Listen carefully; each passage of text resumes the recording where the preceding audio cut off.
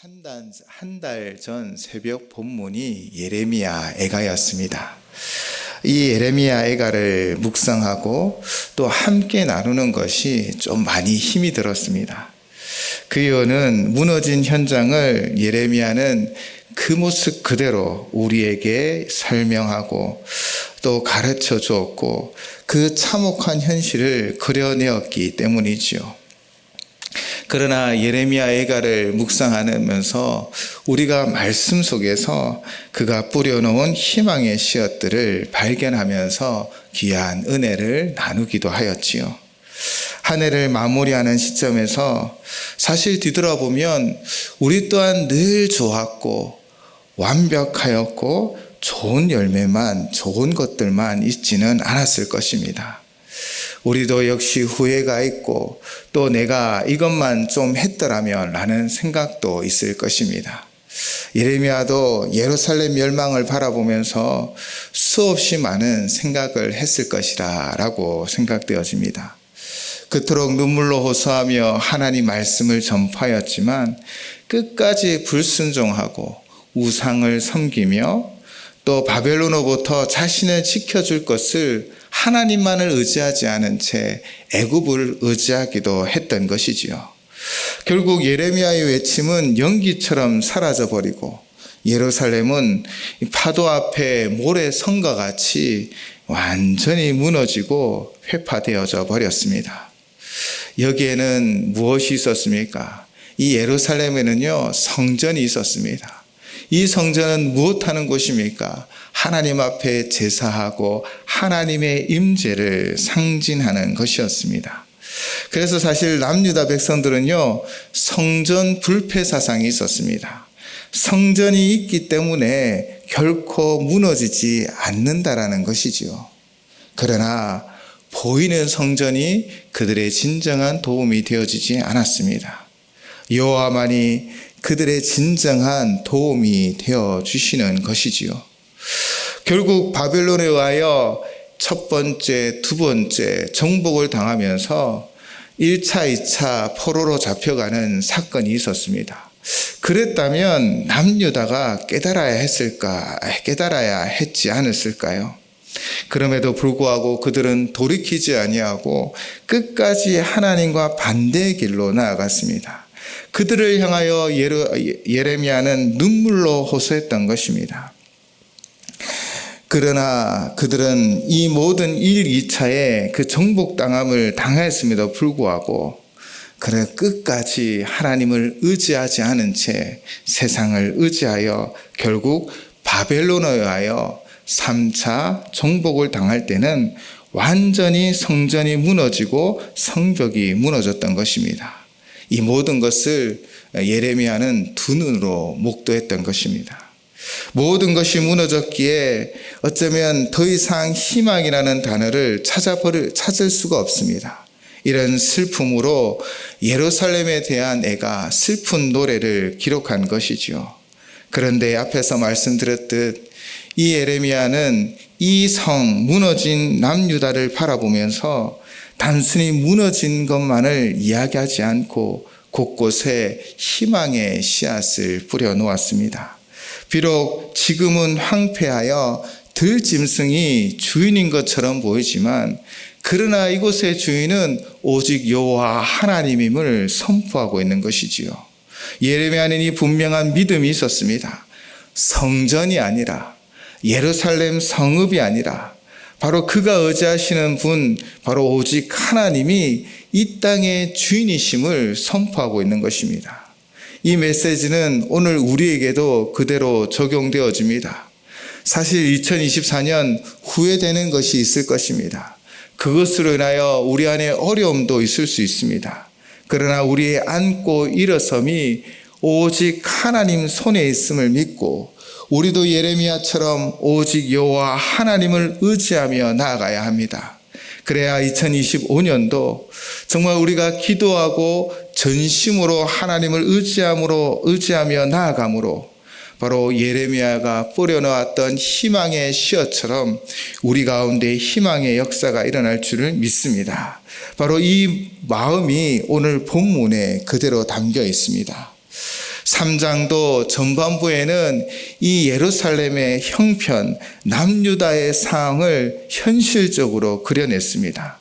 그래서 무너진 나라로 인하여 고통당하는 백성들을 눈에 보이듯 그려놓았지요. 그 고통을 느끼면서 19절, 20절에서는 자신이 겪는 이 고초와 재난이 쑥과 쓸개즙처럼 쓰디쓴 상함임을 고백하고 있습니다. 이로 말미암아 낙심되었다라고 말하지요. 전혀 희망이 보이지 않았습니다. 그러나 그는 낙심으로만 끝난 것이 아닙니다. 20절 우리가 읽지 않았지만 그 마지막 단어는 데오나라고 표현하고 있습니다. 여기에는 그러나가 포함되어져 있는 표현인 것입니다. 그래서 21절은 그러나로 시작할 수 있습니다. 쓰디쓴 고난의 현장에서 시인은 희망을 바라보며 곰곰이 하나님의 은혜를 생각하며 이 현장 속에서 그것이 오히려 나의 소망이 되었사오문이라고 고백하고 있는 것입니다.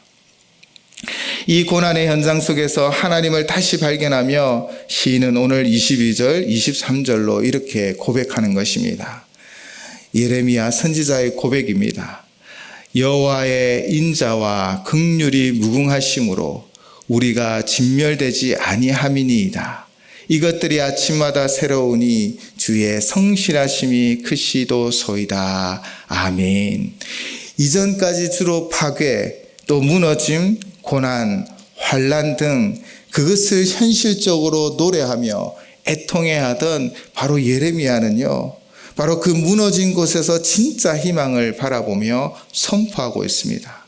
바로 그 희망은 남유다가 완전히 진멸당하지 않았다라는 것입니다.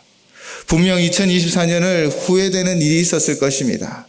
그러나 지금 우리는 2025년을 맞이하는 그 기도로 준비하며 나아가는 이 자리에 참여하고 있다는 것입니다. 그 이유가 무엇입니까? 여호와의 인자와 긍휼이 무궁하시기 때문입니다. 여호와의 인자와 긍휼이 영원하시며 아침마다 새로우시고 주의 성실하심이 크시기 때문입니다. 우리를 향한 인자, 헤세드, 그 사랑은 끝이 없습니다. 우리를 긍휼히 여기시는, 불쌍히 여기시는 그분의 마음은 깊고 넓고 높고 너무나 커서 우리의 모든 허물과 실수를 다 덮어버리십니다. 그리고 놀라운 사랑은 아침마다 새롭게 부어주신다라는 것입니다. 하나님께서는 매일매일 필요한 은혜를 우리에게 내려주십니다.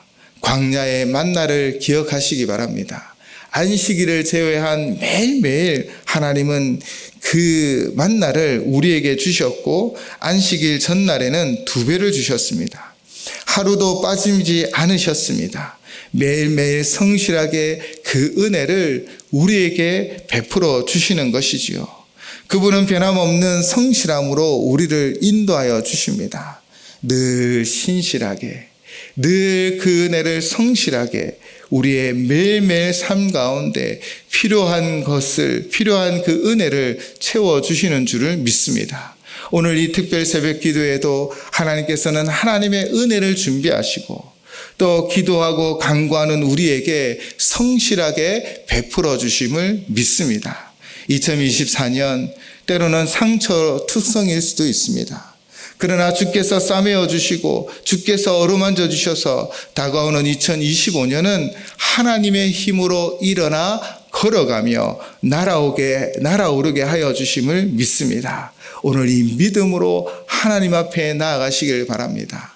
예레미야가 무너진 성전과 성벽을 바라보며 포로로 잡혀가는 수많은 동족을 바라보며 절망의 늪에 빠질 뻔하였지만 그러나 그 속에서 하나님의 그 은혜를 발견하며 다시 일어나 하나님의 그 인자하심과 그 긍휼하심이 매일매일 베풀어 주시는 그 성실하심을 노래하며 고백하며 의지하며 나아갔던 것처럼 오늘도 오직 주의 인자하심과 긍휼하심과 늘 신실하게 매일매일 베풀어 주시는 그 은혜를 의지하는 하루가 되어지고 또 그 은혜를 의지하는 2025년이 되어져서 하나님과 함께 날아오르고 위대한 역사를 만들어가는 우리 모두가 되시기를 주님의 이름으로 축원을 드립니다. 이 시간 함께 기도하였으면 좋겠습니다. 우리도 2024년을 바라보면 완전하지는 않았을 것입니다.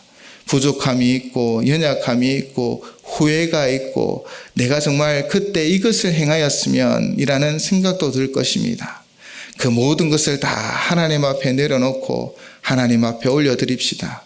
그리고 다가오는 2025년은 오직 보이는 세상을, 보이는 것을, 내 손에 있는 것을 의지하는 것이 아니라 오직 신실하신 하나님을 의지하는 2025년이 되도록, 그렇게 주와 동행하는 2025년을 살아가도록 위하여 기도하는 이 시간이 되었으면 좋겠습니다. 함께 기도하시겠습니다.